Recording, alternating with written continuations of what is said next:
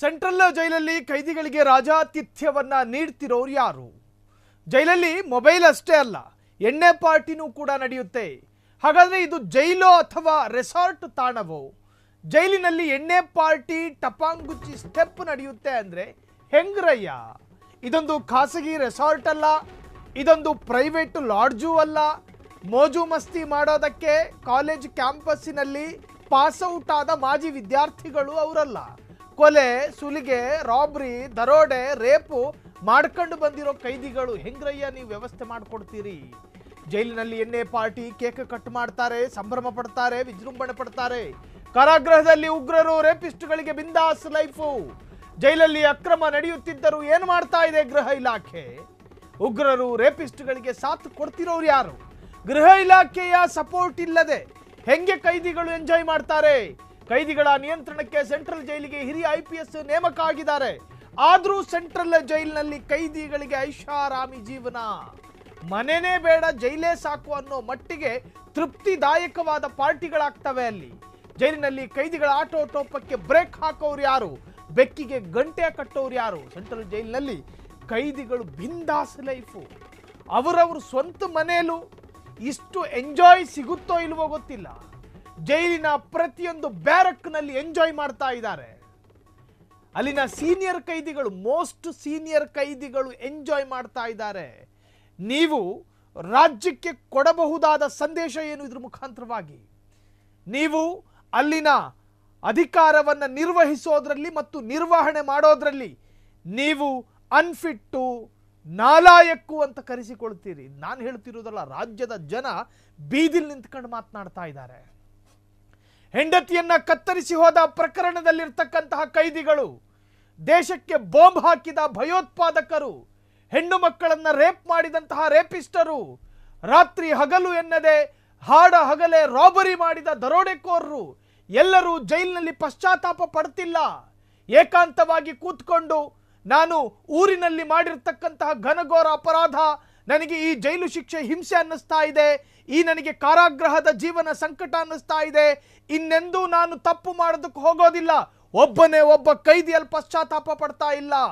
ಅವನು ಆರಾಮಾಗಿ ಅಮಲಿನ ಮದವೇರಿದ ಗಜಾನದ ಆನೆಯಂತೆ ಅಲ್ಲಿ ಮದವೇರಿ ಕೂತವನೇ. ಯಾರು? ಕೈದಿ. ಜೈಲಾಧಿಕಾರಿಗಳಿಗೂ ಕೂಡ ಆ ಸಂಭ್ರಮ ಸಿಗುತ್ತೋ ಇಲ್ವೋ ಗೊತ್ತಿಲ್ಲ. ಆ ಜೈಲಿನಲ್ಲಿರ್ತಕ್ಕಂತಹ ವಿಚಾರಣಾಧೀನ ಕೈದಿಗಳಿಂದ ಹಿಡಿದು ಸಜಾ ಕೈದಿಗಳವರೆಗೂ ಕೂಡ ಮೋಜು ಮಸ್ತಿ ಮಾಡ್ತಾ ಇದ್ದಾನೆ. ಇದು ಎಂತಹ ಲಜ್ಜೆ ಕೆಟ್ಟ ಒಂದು ವ್ಯವಸ್ಥೆ, ನಾಚಿಕೆಗೆಟ್ಟ ವ್ಯವಸ್ಥೆ ಅಲ್ವಾ ಇದು? ಜೈಲಿಗೆ ಹೋಗುವ ಪ್ರತಿಯೊಬ್ಬ ಕೈದಿಯೂ ಕೂಡ ಪಶ್ಚಾತ್ತಾಪ ಪಡಬೇಕು. ಹೋಗಿರೋದು ಟ್ರಿಪ್ಪಿಗಲ್ಲ, ಹೋಗಿರೋದು ಯಾವುದೋ ಒಂದು ಪ್ರವಾಸಕ್ಕಲ್ಲ, ಹೋಗಿರೋದು ತಪ್ಪು ಮಾಡಿದ ಕೃತ್ಯಕ್ಕೆ ಶಿಕ್ಷೆಯನ್ನು ಅನುಭವಿಸೋದಕ್ಕೆ. ಅಲ್ಲಾಗ್ತಿರೋದೇನು? ಇದಕ್ಕೆ ಯಾರು ಅವರಿಗೆ ಸಪೋರ್ಟ್ ಮಾಡ್ತಾ ಇದ್ದಾರೆ? ಮೋಜು ಮಸ್ತಿ ಮಾಡ್ತಾ ಇದ್ದಾನೆ. ಹೆಣ್ಣೊಂದು ಬರುತ್ತೋ ಇಲ್ವೋ ಗೊತ್ತಿಲ್ಲ, ಅದರಲ್ಲೂ ಸಂಶಯ ಇದೆ. ಬರಗೆಟ್ಟಿ ಹೋದ ವ್ಯಕ್ತಿಗೆ ಅದು ಪೂರೈಕೆ ಆಗುತ್ತೋ ಇಲ್ವೋ? ಆಗ್ತಾ ಇದ್ರೆ ಅದರಲ್ಲೂ ಆಶ್ಚರ್ಯ ಪಡೋದೇನು ಬೇಡ. ಈ ಹಿಂದೆ ವರದಿಯಾಗಿತ್ತು, ಕಾಂಡಮ್ಗಳು ಪತ್ತೆಯಾಗ್ತಾ ಇದೆ ಕಾರಾಗೃಹದ ಆವರಣದಲ್ಲಿ ಅಂತ. ಅದನ್ನು ಸಂಶಯಿಸೋದ್ರಲ್ಲೂ ತಪ್ಪಿಲ್ಲ. ಹಂಗಂತ ನಾವು ಆರೋಪ ಆಪಾದನೆಯನ್ನು ಕೂಡ ಮಾಡ್ತಾ ಇಲ್ಲ. ಕಾರಾಗೃಹದಲ್ಲಿ ಇಷ್ಟು ಮಾಡಿದವರಿಗೆ ಅಷ್ಟು ಮಾಡೋದಕ್ಕೇನು ಕಷ್ಟನೇನ್ರಿ?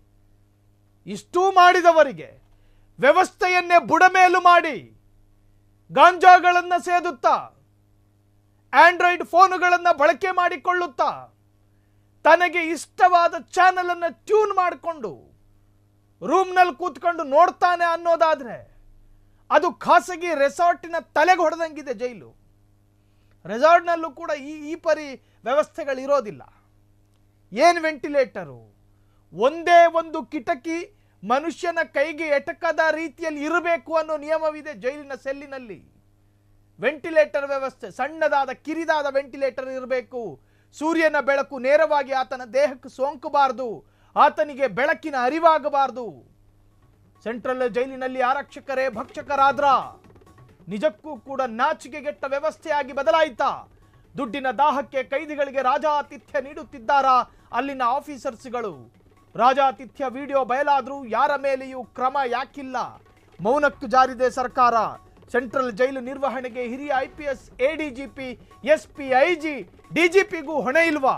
ಆದರೂ ಜೈಲಿನ ಒಳಗೆ ಕೈದಿಗಳಿಗೆ ರಾಜಾತಿಥ್ಯ.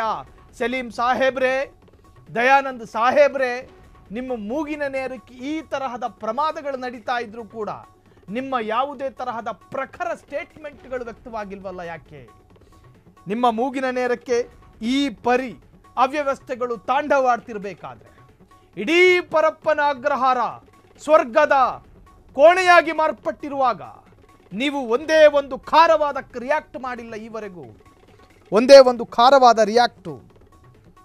ಪ್ರಾಮಾಣಿಕ ಅಧಿಕಾರಿಗಳೇ ಇಲ್ವಾ ಪರಪ್ಪನ ಅಗ್ರಹಾರದಲ್ಲಿ? ಪ್ರಾಮಾಣಿಕ ಅಧಿಕಾರಿಗಳೇ ಇಲ್ವಾ ಪರಪ್ಪನ ಅಗ್ರಹಾರದಲ್ಲಿ? ಚಾಪಾ ಕಾಗದ ಹಗರಣದ ತೆಲಗಿಯಿಂದ ಹಿಡಿದು ವೀರಪ್ಪನ್ ಸಹಚರರು ಕೂಡ ಬಂಧಿಯಾಗಿರ್ತಕ್ಕಂಥ ಪರಪ್ಪನ ಅಗ್ರಹಾರ, ಜಾಗತಿಕ ಭಯೋತ್ಪಾದಕರಿಂದ ಹಿಡಿದು ತಂತಿ ಬೇಲಿ ಕದ್ದಿರುವ ಸಾಮಾನ್ಯ ಅಪರಾಧಿಯೂ ಇರತಕ್ಕಂತಹ ಪರಪ್ಪನ ಅಗ್ರಹಾರ, ಮೋಸ್ಟ್ ಕರಪ್ಟೆಡ್ ಪೊಲಿಟಿಷಿಯನ್ಸ್ಗಳು ಬಂದು ಹೋದ ಪರಪ್ಪನ ಅಗ್ರಹಾರ. ಅವರೆಲ್ಲ ಬಂದು ಹೋಗಿದ್ದು ಇದೇ ಸ್ವರ್ಗ ನೋಡ್ಕೊಂಡೇ ಹೋದ್ರ ಹೆಂಗೆ? ರಾಜಾತಿಥ್ಯ ವಿಡಿಯೋ ಬಯಲಾದ್ರೂ ಕೂಡ ಯಾರೊಬ್ಬರ ಮೇಲೂ ಕ್ರಮ ಆಗಿಲ್ಲ. IPS, ADGP, SP, IG, DIGಗೆ ಹೊಣೆ ಇಲ್ವಾ? ಈ ಬಗ್ಗೆ ಕ್ರಮ ತೆಗೆದುಕೊಳ್ಳಬೇಕಾದವರು ಯಾರು? ಕ್ರಮವನ್ನು ತೆಗೆದುಕೊಳ್ಳಬೇಕಾದವರು ಯಾರು? ಜೈಲಾಧಿಕಾರಿ ಪ್ರತಿಯೊಂದು ಸೆಲ್ಲನ್ನ ಗಮನಿಸೋದಕ್ಕಾಗಲ್ಲ, ಒಪ್ಕೋತೀವಿ. ಪ್ರತಿಯೊಂದು ಬ್ಯಾರಕ್ಕಿನ ಮುಂದೆ, ಪ್ರತಿಯೊಂದು ಸೆಲ್ಲಿನ ಮುಂದೆ ಕಣ್ಗಾವಲಿಗೆ ಇರಿಸಲಾದ ಅಧಿಕಾರಿ ಏನು ಮಾಡ್ತಿದ್ದ? ಪ್ರತಿ 1.5 ಗಂಟೆಗೊಮ್ಮೆ ಸೆಲ್ಲನ್ನು ನೋಡಿ ಹೋಗಬೇಕು ಅಧಿಕಾರಿ. ಏನು ಮಾಡ್ತವನೆ? ನೇಣಾಕಳಕ್ಕೇನಾದ್ರೂ ಪ್ರಯತ್ನ ಪಡ್ತವನೋ ಅಥವಾ ಜೈಲಿನ ಉಪಕರಣಗಳನ್ನು ಇಟ್ಕೊಂಡು ವೆಪನ್ ರೀತಿಯಲ್ಲಿ ಬಳಸಿಕೊಳ್ತಾ ಇದ್ದಾನೋ? ಸೆಲ್ಲಿನ ಒಳಗೆ ವಿಚಾರಣಾಧೀನ ಕೈದಿ ಆಗಿರಲಿ, ಸಜಾ ಕೈದಿ ಆಗಿರಲಿ, ಒಳಗೆ ಕೂತ್ಕೊಂಡು ಏನು ಮಾಡ್ತಿದ್ದಾನೆ ಎಲ್ಲವನ್ನು ಗಮನಿಸಬೇಕು. ಪ್ರತಿ 1.5 ಗಂಟೆಗೊಮ್ಮೆ ಏನು ಮಾಡ್ತಿದ್ದ? ಆ ಪಾಳಿಯಲ್ಲಿ ಕೆಲಸ ಮಾಡಿದ ಅಧಿಕಾರಿಯ ಎನ್ಕ್ವೈರಿ ಆಗಬೇಕು. ಆ ಶಿಫ್ಟ್ನಲ್ಲಿ ಕೆಲಸ ಮಾಡ್ತಿದ್ದ ಜೈಲಾಧಿಕಾರಿಯ CCTV ಫುಟೇಜ್ಗಳ ಪರಿಶೀಲನೆಗಳಾಗಬೇಕು. ಜೈಲಿನ ನಿರ್ವಹಣೆಯಲ್ಲಿ ಭಾಗಿಯಾಗಿದ್ದ ಅಷ್ಟು ಅಧಿಕಾರಿಗಳನ್ನ ಲೈನ್ನಲ್ಲಿ ನಿಲ್ಲಿಸ್ಬಿಟ್ಟು ಪ್ರಶ್ನೆ ಮಾಡಿದ್ದೆ ಅನ್ನ ಸಾಹೇಬ್ರೆ. ಸಲೀಂ ಸಾಹೇಬ್ರ ಮೇಲೂ ಕೂಡ ಅಭಿಪ್ರಾಯ ಒಳ್ಳೆಯದೇ ಇದೆ ರಾಜ್ಯದಲ್ಲಿ. ಆದರೆ ನಿಮ್ಮ ಮೂಗಿನ ನೇರಕ್ಕೆ ಈ ತರಹದ ಅವ್ಯವಸ್ಥೆಗಳಾದಾಗ ಇಡೀ ನಿಮ್ಮ ಇಲಾಖೆಯೂ ಕೂಡ ಅವಮಾನಕ್ಕೊಳಗಾಗಬೇಕಾಗಿ ಬರುತ್ತೆ. ಜೈಲಿನಲ್ಲಿ ಈ ಪರಿಯ ವ್ಯವಸ್ಥೆಯಾದರೆ ನಮಗೆ ಕಂಡಿರೋ ವ್ಯವಸ್ಥೆಗಳಿಷ್ಟು, ಕಾಣದಲ್ಲೇ ಇರೋ ವ್ಯವಸ್ಥೆಗಳು, ಬೇಲಿ ಹಾರೋ ವ್ಯವಸ್ಥೆಗಳಿತ್ತೋ ಏನೋ ಗೊತ್ತಿಲ್ಲ. ನಮ್ಮ ಕಣ್ಣಿಗೆ ಅದೃಷ್ಟವಶಾತ್ ಬಿಡಿ ಆ ವಿಡಿಯೋ ವೈರಲ್ ಆಯಿತು. ಆ ವೈರಲ್ ಮಾಡಿದವನ ಹಿಂದೆ ಈಗ ಬಿದ್ದವ್ರು ಪೊಲೀಸ್ನವ್ರು. ಪಾಪ ವೈರಲ್ ಮಾಡಿದವನ ಹಿಂದೆ ಆ ಸ್ಟೋರಿ ಬರುತ್ತೆ ಮುಂದಕ್ಕೆ. ಕಾರಾಗೃಹದಲ್ಲಿ ಉಗ್ರರು, ರೇಪಿಸ್ಟ್ಗಳಿಗೆ ಬಿಂದಾಸ್ ಲೈಫು.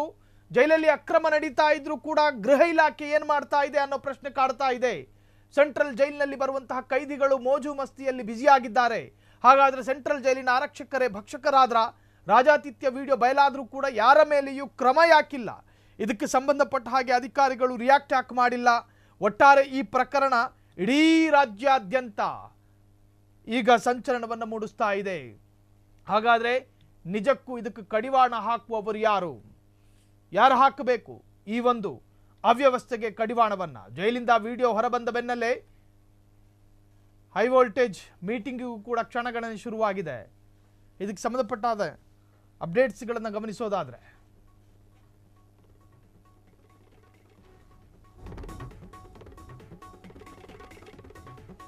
ಪರಪ್ಪನ ಅಗ್ರಹಾರದಲ್ಲಿ ನಡೆಯುತ್ತಿರತಕ್ಕಂತಹ ಪ್ರಮಾದಗಳು, ಅಲ್ಲಿನ ಕೈದಿಗಳು ಮಾಡ್ತಾ ಇರತಕ್ಕಂತಹ ಸಂಭ್ರಮ ವಿಜೃಂಭಣೆ,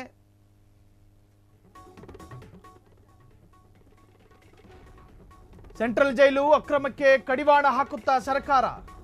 ಇನ್ಮೇಲೆ ಜೈಲಿನಲ್ಲಿ ಕೈದಿಗಳಿಗೆ ರಾಜಾತಿಥ್ಯ ಸಿಗೋದಿಲ್ವಾ? ಸೆಂಟ್ರಲ್ ಜೈಲಿಗೆ ಕಠಿಣಾತಿ ಕಠಿಣ ರೂಲ್ಸ್ ಜಾರಿಯಾಗುತ್ತಾ? ಜೈಲಿಂದ ವಿಡಿಯೋ ಹೊರಬಂದ ಬೆನ್ನಲ್ಲೇ high voltage meeting. DG Saleem ನೇತೃತ್ವದಲ್ಲಿ ಮಹತ್ವದ ಮೀಟಿಂಗ್. ಕಾರಾಗೃಹ ಅಧಿಕಾರಿಗಳ ಜೊತೆ ಸಲೀಂ ಸಾಹೇಬ್ರು ಸಭೆಯನ್ನ ಮಾಡ್ತಿದ್ದಾರೆ. ಸಭೆ ಬಳಿಕ ಸೆಂಟ್ರಲ್ ಜೈಲಿಗೆ ಹೊಸ ಗೈಡ್ಲೈನ್ ಬರುವ ಸಾಧ್ಯತೆಗಳಿದ್ದಾವೆ. ಸೆಂಟ್ರಲ್ ಜೈಲು ಅಕ್ರಮಕ್ಕೆ ಕಡಿವಾಣ ಹಾಕುತ್ತಾ ಸರ್ಕಾರ. ಮಳೆ ಬಂದ ಮೇಲೆ ಟರ್ಪಲ್ ಹಾಕದಂಗಿತ್ತಿದ್ದು, ಗಾಳಿ ಮಳೆ ಸಮೇತ ಮಳೆ ಬರ್ತಿರ್ಬೇಕಾದ್ರೆ ಟಾರ್ಪಲ್ ಹಾಕದಂಗಾಯ್ತಿದ್ದು. ಇದಕ್ಕೆ ಮುಂಚಿತವಾಗಿಯೇ ಮುಂಜಾಗ್ರತಾ ಕ್ರಮಗಳು ಯಾಕಾಗಲಿಲ್ಲ ಪೊಲೀಸ್ ಇಲಾಖೆಯಿಂದ? ಪ್ರಿಕಾಷನ್ ಸಿಸ್ಟಮ್ ಯಾಕಿಲ್ಲ ನಿಮ್ಮ ಇಲಾಖೆಯಲ್ಲಿ? ಪರಪ್ಪನ ಅಗ್ರಹಾರ ಸಂಶಯಾಸ್ಪದ ಕಾರಾಗೃಹ, ಅದು ವಿವಾದಾತ್ಮಕವಾದ ಕಾರಾಗೃಹ. ಅದು ಪ್ರತಿ ಬಾರಿಯೂ ವಿವಾದಗಳಾಗ್ತವೆ. ಕರಪ್ಟೆಡ್ ಪೊಲಿಟಿಷಿಯನ್ ಅಲ್ಲಿ ಅಡ್ಮಿಟ್ ಮಾಡ್ಕೊಂಡ್ರೆ ಸಾಕು ವಿವಾದ. ಕಾರಾಗೃಹ ಅದು. ಯಾವನೋ ಒಬ್ಬ ಬಂದು ಗಾಂಜಾ ಕೊಡ್ತವನೆ, ಹಣ್ಣು ಹಂಪಲುಗಳಲ್ಲಿ ಮೊಬೈಲ್ ಸಪ್ಲೈ ಆಗುತ್ತೆ, ಎಷ್ಟೆಷ್ಟು ಆರೋಪಗಳಿದ್ದಾವೆ ಆ ಪರಪ್ಪನ ಅಗ್ರಹಾರದ ಮೇಲೆ. ಸೊ ಈಗ ಹೈ ವೋಲ್ಟೇಜ್ ಸಭೆ ನಡೀತಾ ಇದೆಯಂತೆ. ಈ ಹೈ ವೋಲ್ಟೇಜ್ ಸಭೆಯಲ್ಲಿ ಒಂದಷ್ಟು ತೀರ್ಮಾನಗಳನ್ನು ತೆಗೆದುಕೊಳ್ಳೋ ಸಾಧ್ಯತೆಗಳಿದ್ದಾವೆ. ಹಾಗಾದರೆ ಆ ತೀರ್ಮಾನಗಳೇನಾಗಬಹುದು? ಆ ತೀರ್ಮಾನಗಳು ಏನಾಗಿರಬಹುದು? ಒಂದು, ಅಲ್ಲಿನ ಗೈಡ್ಲೈನ್ಸ್ಗಳಲ್ಲಿ ಬದಲಾವಣೆಗಳನ್ನು ತರಬಹುದು. ಗೈಡ್ಲೈನ್ಸ್ ಏನು? ಪ್ರತಿ 1.5 ಗಂಟೆಗೆ ಸೆಲ್ಲಿನ ಕೈದಿಗಳನ್ನು ಚೆಕ್ ಮಾಡಬೇಕು ಅನ್ನೋದು ಪ್ರತಿ ಅರ್ಧ ಗಂಟೆಗೆ ಆಗೋ ಸಾಧ್ಯತೆಗಳಿದ್ದಾವೆ. ಸೆಲ್ಲಿನ ಒಳಗೆ, ಸೆಲ್ಲಿನ ಹೊರಗಡೆ ಕೈದಿಗಳನ್ನು ಬಿಡೋ ಸಮಯ ಒಂದಿದೆ. ಎಲ್ಲರೂ ಕೂಡ ಮರುಭೂಮಿಯಲ್ಲಿ ಓಡ್ಕೊಂಡು ಹೋದಂಗೆ ಹೋಗೋ ಥರದ್ದು ಒಂದು ಸಮಯ ಅದು. ಸೊ ಆ ಸಮಯದಲ್ಲಿ ಒಂದು ಸ್ವಲ್ಪ ಬದಲಾವಣೆಗಳಿರಬಹುದು. ಒಂದು ಸಮಯಕ್ಕೆ ಗೇಟ್ ಓಪನ್ ಮಾಡ್ತಾರೆ, ಒಂದು ನಿಶ್ಚಿತ ಅವಧಿಗೆ ಗೇಟ್ ಬಂದ್ ಮಾಡ್ತಾರೆ. ಅಷ್ಟೊತ್ತಿಗಾಗಲೇ ಕೋಳಿಗಳು ಮೇಯ್ದು ಗೂಡು ಸೇರಿದಂಗೆ ಎಲ್ಲ ಕೈದಿಗಳು ಬಂದು ಗೂಡು ಸೇರಬೇಕು. ಅದಾದ ನಂತರ ಲಾಕ್ ಮಾಡ್ತಾರೆ. ಈ ಸಮಯದಲ್ಲೇನಾದರೂ ಬದಲಾವಣೆ ಮಾಡಲಾಗುತ್ತೋ? ಅಥವಾ ಒಂದು ಸೆಲ್ಲಿನಲ್ಲಿ ಬಿಡಲಾಗಿರ್ತಕ್ಕಂತಹ ಖ್ಯಾತಿ ಪಡೆದಿರುವ ರೌಡಿಗಳನ್ನು ಸಪ್ರೇಟ್ ಆಗಿ ಶಿಫ್ಟ್ ಮಾಡಲಾಗುತ್ತೋ? ಅಥವಾ ಈ ವಿವಾದಕ್ಕೊಳಗಾಗಿರುವಂತಹ ಉಮೇಶ್ ರೆಡ್ಡಿ, ಸ್ಮಗ್ಲಿಂಗ್ ಪ್ರಕರಣದ ತರುಣ್, ಆಮೇಲೆ ಭಯೋತ್ಪಾದನಾ ಚಟುವಟಿಕೆಯ ಆತನೊಬ್ಬ ಅಪರಾಧಿ, ಇವರನ್ನೆಲ್ಲ ಶಿಫ್ಟ್ ಮಾಡಲಾಗುತ್ತೋ? ಗೊತ್ತಿಲ್ಲ. ಒಟ್ಟಾರೆ ಇವತ್ತು ಹೈ ವೋಲ್ಟೇಜ್ ಮೀಟಿಂಗ್ ನಡೀತಾ ಇದೆ. ಡಿಜಿ ಸಲೀಂ ನೇತೃತ್ವದಲ್ಲಿ ಕಾರಾಗೃಹ ಅಧಿಕಾರಿಗಳ ಜೊತೆ ಸಲೀಂ ಸಭೆ ಮಾಡ್ತಿದ್ದಾರೆ. ಸಭೆ ಬಳಿಕ ಸೆಂಟ್ರಲ್ ಜೈಲಿಗೆ ಹೊಸ ಗೈಡ್ಲೈನ್ ಬರುತ್ತೆ.